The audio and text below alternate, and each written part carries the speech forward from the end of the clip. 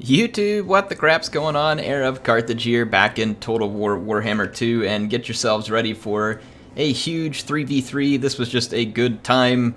A bunch of folks on the Discord server hopping in, and we've got some names here. I'm not going to name everybody off. You all will see them at the end of the battle, but a bunch of folks that were hanging out in the Discord, we put together a big 3v3 battle, hopefully for your enjoyment here. If you don't enjoy it, well, I guess you can lodge an official complaint at me in the Discord.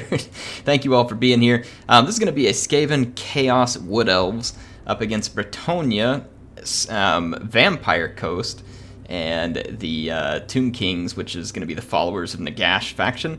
So let's take a quick overview of the armies. I'm going to pause it real quick because we're about to get into the action. There's a couple of Plague Claw catapults and a few Warplock Jezzails, along with a couple of Flayers, Icket Claw, some Death Glow Bombardiers, mostly just missile weapons for trying to deal damage for the Skaven. And because my allies were the Wood Elves and the Skaven, I brought as much heavily armored infantry as possible to try and have something sturdy, to have a backbone for the army. And so I've got 3 Chaos Warriors, 2 of them have great weapons, and then I've got 2 with halberds, 2 Forsaken, so I've got a little bit of speed. I've got 2 Chaos Knights, the standard sword and shield variety.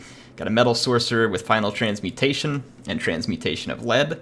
Sigvald, and then Icket Claw was the leader for the Skaven. And then for the Wood Elves, they have a mix of Dryads, War Dancers, just the standard variety, because we're coming up against factions that have a lot of lightly armored chaff. So a lot of War Dancers kind of make sense in that respect. And then from a skirmisher standpoint, they do have some Glade Guard. There are some Wild Riders. There's a Spellsinger, Lore of Life, and then she is supporting the King in the Woods here, or Orion, Lord of the Wild Hunt. So here he is, ready to go on a big hunt. And then for the followers of Nagash, it's pretty scary. We got coming here. There's a couple of Hex Wraiths, a couple of units of Harpies, and then there are several, make it 4 in fact, Skeleton Horse Archers supporting a Tomb King astride a Kymrian War Sphinx. And the cool thing about the followers of Nagash is that they are the vampire half-breed faction. So they've got some Crypt Ghouls, along with the Lich Priest, Lore of Light. There are some Nehekara Horsemen.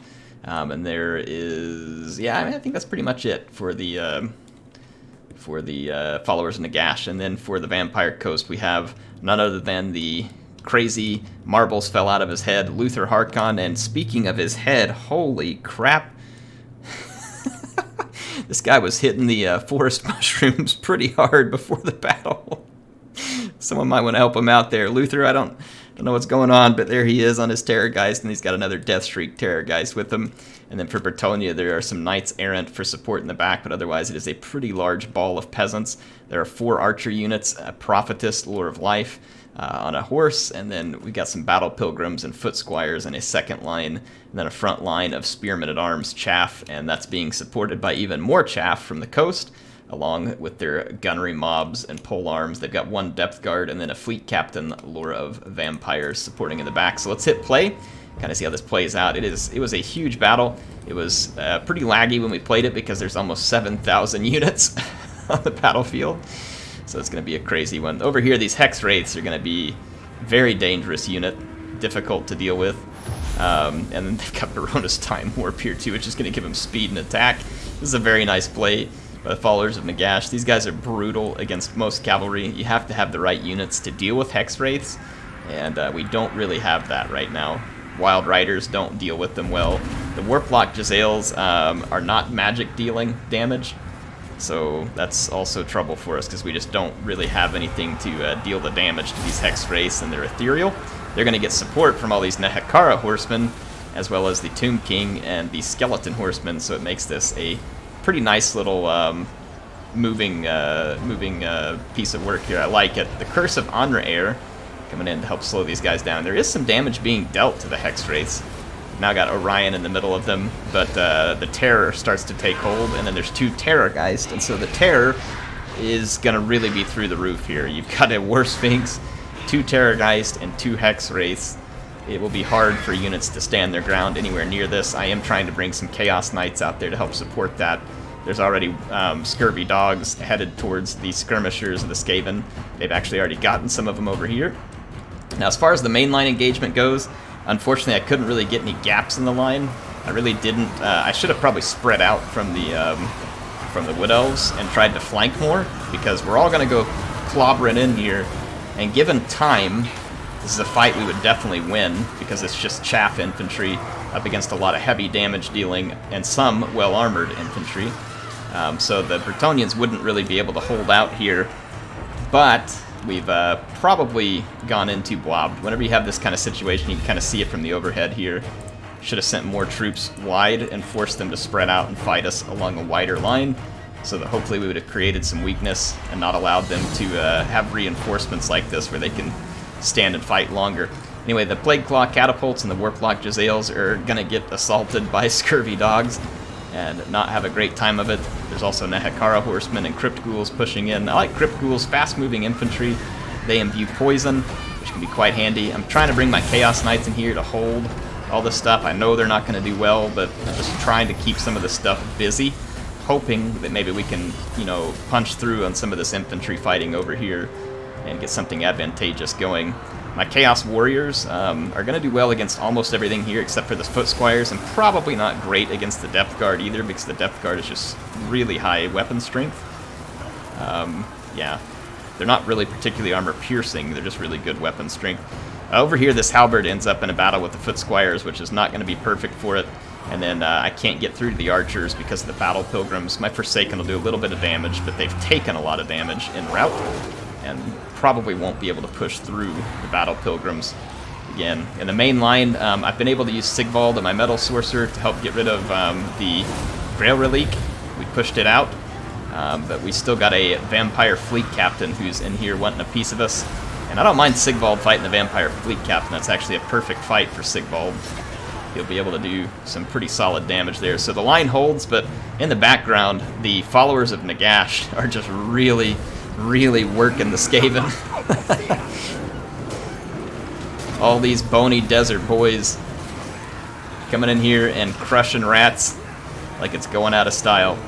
Nehekara horsemen ought to be a pretty decent unit, and then the Skeleton Archers good enough to come in and pin stuff down too until other help arrives. So definitely well built here by the followers of Nagash for getting in and causing all kinds of problems on the flank.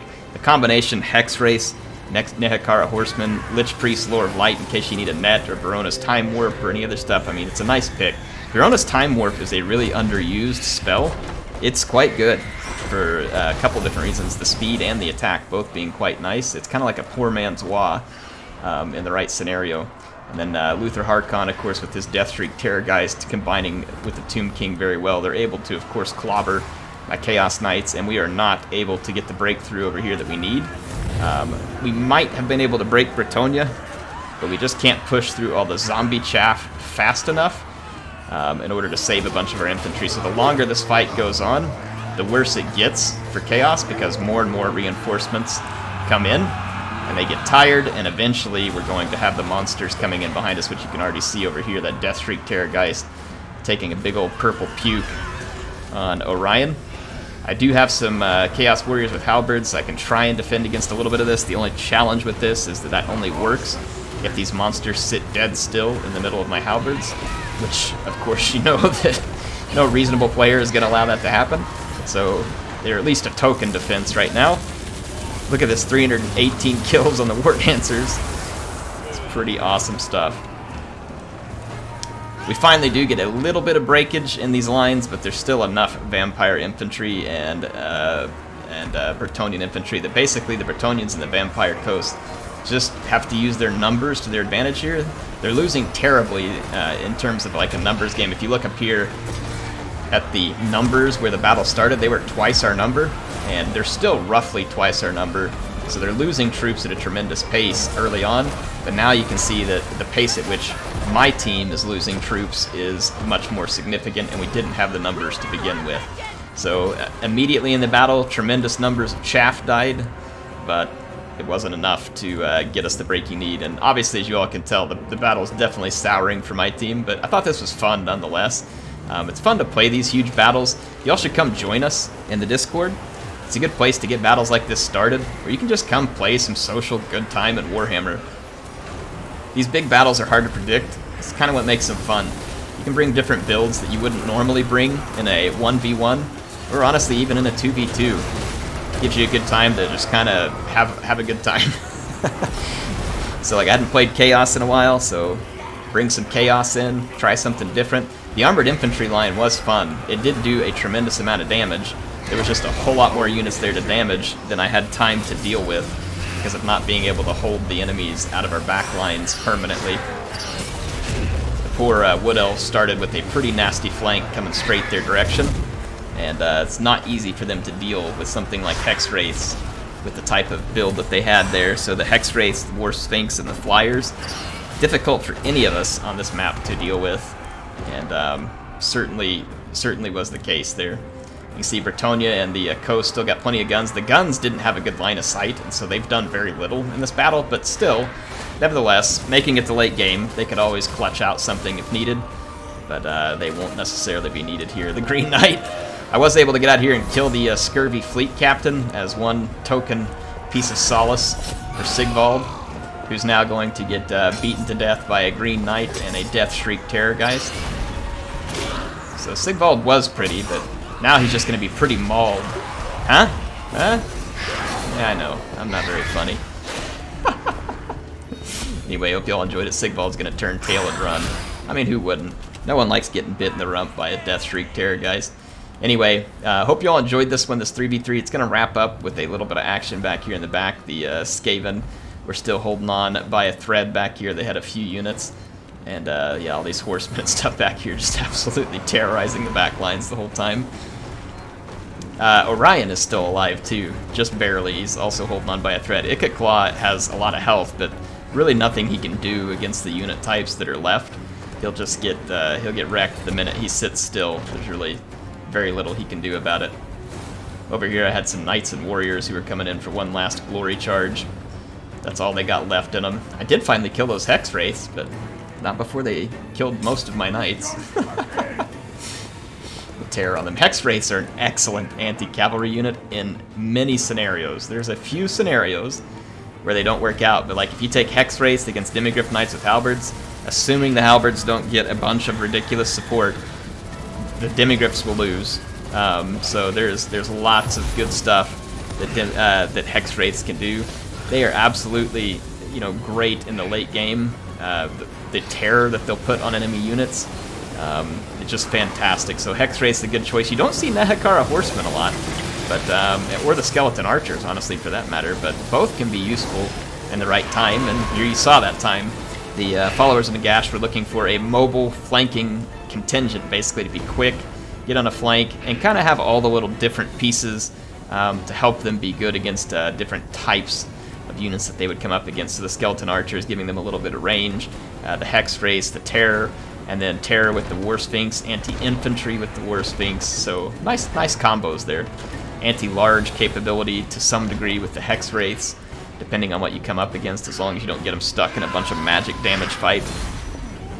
There goes Orion, the Tree Goat.